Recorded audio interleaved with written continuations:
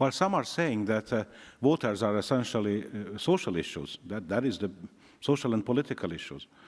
The others are saying that water is, of course, an environmental issue because of the ecosystem services. Both, but you can look at it as a social issue or as an environmental issue. They ought to be based on understanding the underlying systems. And the underlying systems are systems of the Earth system, which means the atmospheric systems, the ocean systems, the geosystems, the hydrological systems. So perhaps that could also be an idea to entertain, is to combine the knowledge base into one Earth organization, and there has been some advocates for that situation some 10 years back, but the political situation was not right to that. Perhaps to create that knowledge base, because the gap between science and policy is still there.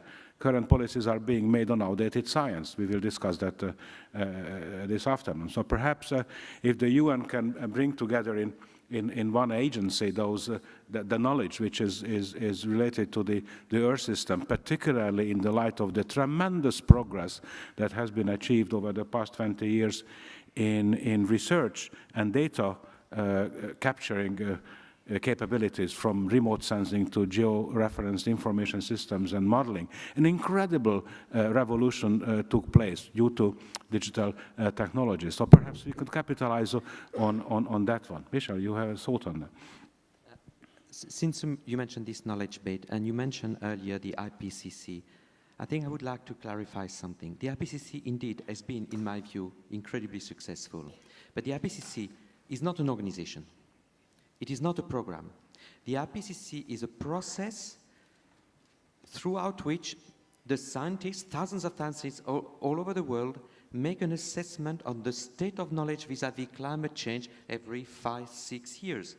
These assessments go through some government process. It's fascinating because it's something, when it was set up, when we set up with UNEP, the IPCC in 1988, many people said it will not work. Actually, it is working. It is working. The final word is with the scientists, but it goes also, there's ownership by all the governments. There was some criticism during Copenhagen, you may remember some of the criticism, but globally it is a very powerful process. And indeed, I think there are lessons which can be learned, because we don't have similar sort of authoritative things. However, and as you know, a number of reports have been issued, including one yesterday on the water issue led by UNESCO, on the World Water Development Report. There will be other reports which will be issued in the preparation of Rio plus 20. So, but it is, these reports are not sort of endorsed by government per se. They are UN report, very useful. I believe a lot of information in this report, but maybe indeed I would still welcome, like we did in the past, a more IPC type of approach where there is global ownership of these things. So they would become owned by all the member states of the United Nations system. No, that's what I wanted to say. Thank you. Let us try to steer the discussion into the channel whereby we ask ourselves the question, what is the role of the United Nations? When do you need the United Nations? Certainly you need the UN when there are conflicts to resolve. I'm talking not military conflicts, but different views over, for instance, shared resources, and you need to reconcile that conflict. You need the United Nations when there is a development issue where you have to bring people out of poverty and then help them develop. You need the United Nations when there is the environment is in danger, the global environment. You need the United Nations where you have to have global instruments. But the United Nations is owned by the governments. The bosses, our bosses, are governments. We do what governments decide. The UN is providing a negotiation mechanism.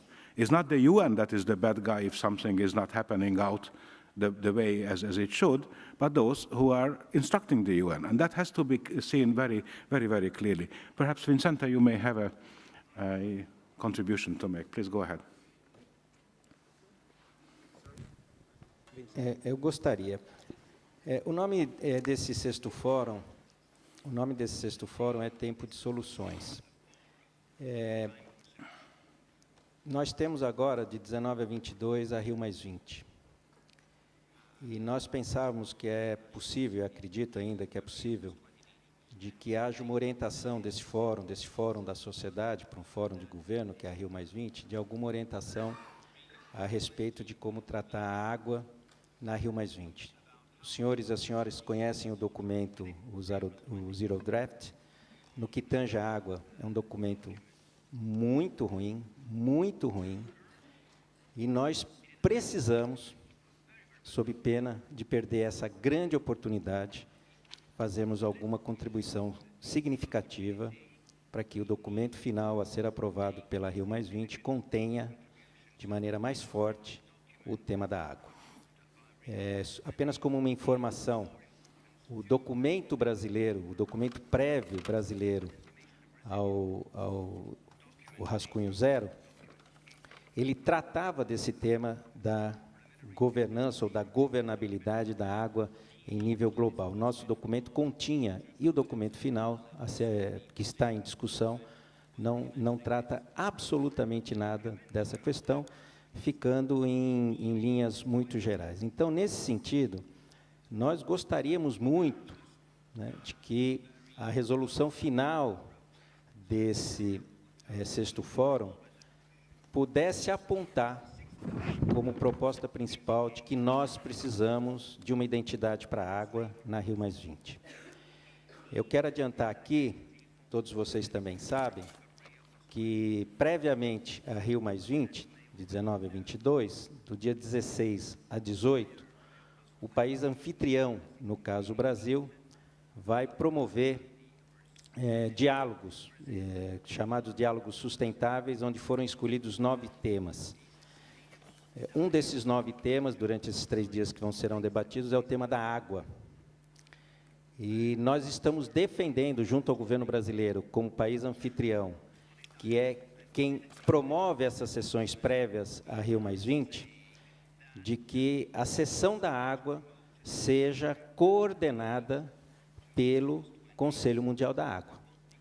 Mas nós gostaríamos de que o Conselho Mundial da Água, todos nós aqui, pudéssemos dar alguma indução, porque haverá representantes desses painéis junto à reunião, né, da Rio+20, para que nós possamos levar alguma coisa de forma mais objetiva.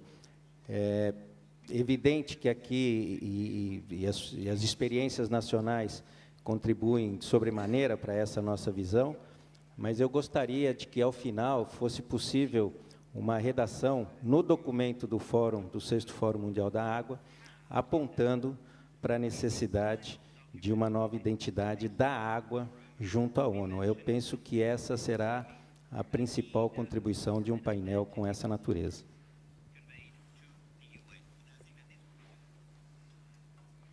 Thank you. The mechanism to do that is as follows. The recommendations coming out from the forum will be submitted by our host country, France, the government of France, to the Rio+20 deliberations. Because Rio+20 is an intergovernmental meeting, so although there will be many stakeholders who will be taking part, but the final documents and the final decisions will be shaped by the government. So it is very important that recommendations as this reach the appropriate forum.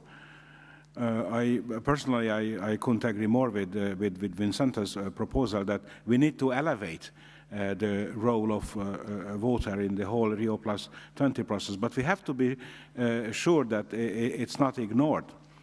I remember 20 years ago when we were preparing ourselves for Rio+20, WMO and the rest of the UN system called a meeting in Dublin, the International Conference on Water and Environment, which was a milestone meeting after Mar del Plata, except it was not intergovernmental. So there were wonderful recommendations coming out, and they were just thrown away by the governments because it was not considered as a part and parcel of the intergovernmental process. Notwithstanding that 2 months later, the very same recommendations showed up under the code name of Agenda 21, Chapter 18. Exactly the same wording. So at the end of the day, we were happy that finally the recommendations were utilized. So if I get you, if you understand you well, what you are recommending, and perhaps that's an item where we may need to develop a consensus here, is that you think that one of the most important recommendations that should come out from this meeting is that the level of water as presented in the Rio+20 documents is not sufficient, and water needs to be elevated, recognizing that it is a social issue and also at the same time an environmental issue. And what you have mentioned is that one of the recommendations, what the UNCED +20 may say, is that we need an institutional identity for water.